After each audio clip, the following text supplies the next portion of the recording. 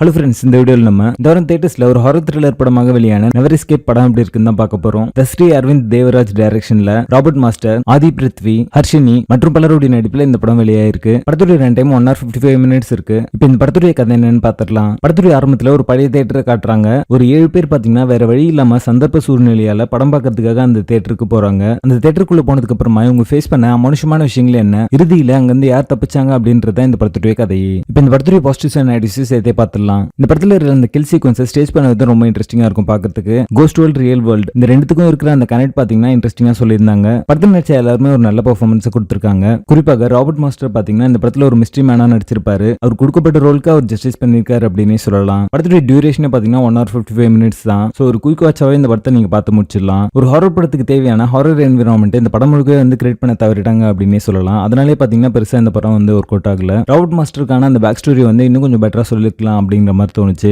ஒரு ஹாரர் படத்துக்கு தேவையான அந்த த்ரில் ஃபேக்டர் பாத்தீங்கன்னா மிஸ்ஸிங்கா இருக்கு. படம் ஆரம்பிச்சு முடிகிற இருக்குமே சினிமாட்டோகிராஃபி, சவுண்ட் எஃபெக்ட்ஸ் எல்லாமே டீசெண்டா பண்ணிருக்காங்க. கேரக்டர் ஆர்க் அண்ட் டெவலப்மெண்ட் சரியா பண்ணல. சோ எந்த கேரக்டர்ஸுமே நம்மளுக்கு கனெக்ட் ஆகல. படம் முழுக்க ஃபாலோ பண்ற மாதிரியான ஒரு லைக்கபிள் கேரக்டர் மிஸ்ஸிங்கா இருக்கு. படத்துல ரீமிக்ஸ் சம பண்ணி ஒரு நல்ல கிளைமேக்ஸ் கொடுக்க தவறிட்டாங்க. படத்துடைய பேசிங் ஆவரேஜா இருக்கும். மொத்தத்துல இது ஒரு பிலோ ஆவரேஜ் ஹாரர் படமாக வந்திருக்கு. படத்துல அடல்ட் இருந்தாலுமே பிளட் வயலன்ஸ்லாம் இருக்கு. சோ கிட்ஸோட பார்க்காதீங்க. மெச்சூர் ஆடியன்ஸா இருந்தீங்கன்னா இந்த படத்தை நீங்க ஃபேமிலியோட பார்க்கலாம். நெவர் எஸ்கேப் படத்துக்கு எங்களோட ரேட்டிங் 4.5 out of 10.